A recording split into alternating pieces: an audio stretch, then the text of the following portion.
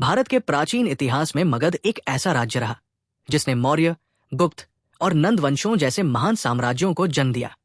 परंतु मौर्यों से पहले एक सम्राट था शिशुनाग, जिसकी भूमिका अत्यंत महत्वपूर्ण रही, लेकिन उसे इतिहास में बहुत कम स्थान मिला। 5वीं शताब्दी ईसा पूर्व तक मगध हर्यक वंश के अधीन था। अजातशत्रु ने पाटलिपुत्र की स्थापना की और राज्य का विस्तार किया, लेकिन उसके उत्तराधिकारी उदाइन के बाद के शासक अनिरुद्ध, मुंड और नागदासक शासन में असफल रहे। नागदासक के शासनकाल में जनता और दरबार दोनों असंतुष्ट थे। शिशुनाग मगध दरबार में एक वरिष्ठ मंत्री थे। महावंश और अन्य प्राचीन ग्रंथों में उल्लेख है कि उन्हें जनता और दरबार दोनों का समर्थन प्राप्त था। लगभग 413 ईसा पूर्व नागदासक को पदच्युत कर शिशुनाग को शांतिपूर्वक सत्ता सौंप दी गई। ये घटना भारत के इतिहास में पहले शांतिपूर्ण सत्ता परिवर्तन के रूप में देखी जाती है। यहीं से शिशुनाग वंश की शुरुआत होती है। शिशुनाग का राज्याभिषेक राजगृह में हुआ, लेकिन उन्होंने जल्दी ही राजधानी को वैशाली स्थानांतरित किया। वैशाली उस समय एक प्रमुख गणराज्य था, लिच्छवियों की राजधानी। ये स्थानांतरण प्रतीक था, एक तरफ राजसत्ता, दूसरी तरफ गणशक्ति। यह राजनीतिक दृष्टि से महत्वपूर्ण निर्णय था, जो प्रशासनिक और सामाजिक स्थिरता को दर्शाता है। शिशुनाग ने शासन व्यवस्था में सुधार किया। कर संग्रह, भूमि नियंत्रण और शहरी संरचना को सुदृढ़ किया गया। मगध अब आर्थिक रूप से अधिक संगठित होने लगा था। इसी काल में अन्य शक्तियां जैसे अवंती, कौशल और वत्स मगध के प्रतिद्वंदी बने हुए थे। शिशुनाग ने अवंती पर निर्णायक अभियान चलाया।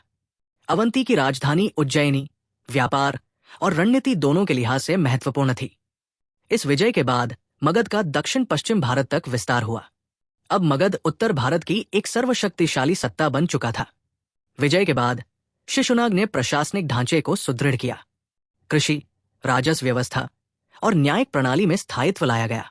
भले ही कोई मूर्त अभिलेख न हो, परंतु महावंश जैसे ग्रंथ शिशुनाग शासन की पुष्टि करते हैं। ये एक ऐसा काल था जिसमें मगध साम्राज्य की नींव स्थिर हुई। शिशुनाग के बाद उनके पुत्र कालाशोक सत्ता में आए। उनके काल में मगध की राजधानी फिर से पाटलिपुत्र में स्थापित हुई। वैशाली में द्वितीय बौद्ध संगीति का आयोजन कालाशोक द्वारा ही कराया गया। ये घटना बौद्ध धर्म के इतिहास में अत्यंत महत्वपूर्ण थी, जिसमें विनय और सूत्र पिटकों का पुनः संकलन हुआ। कालाशोक के काल में बौद्ध धर्म को संरचनात्मक बल मिला, लेकिन प्रशासनिक रूप से शिशुनाग वंश कमजोर होने लगा था। स्थानीय गणराज्यों और आंतरिक विद्रोह ने सत्ता को चुनौती दी। इन सब के बावजूद मगध अभी भी भारत का सबसे बड़ा राजनीतिक केंद्र बना रहा। शिशुनाग वंश का अंतिम चरण कमजोर था। महापद्म नंद ने इसे समाप्त कर नया शासन स्थापित किया। महापद्म नंद को कुछ ग्रंथों में एक क्षत्र सम्राट कहा गया है, जिन्होंने आर्यावर्त की कई क्षत्रिय शासकों पर विजय प्राप्त की। ये मगध के इतिहास में एक नई युग की शुरुआत थी।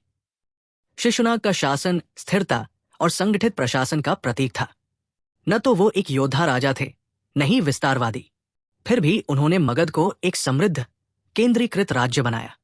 उनका काल नंदों और मौर्यों जैसे साम्राज्यों के लिए नींव तैयार करता है। अगली कड़ी में जानेंगे महापद्म नंद का उदय और मगध का सत्ता केंद्र कैसे एक ऐतिहासिक महाशक्ति बना।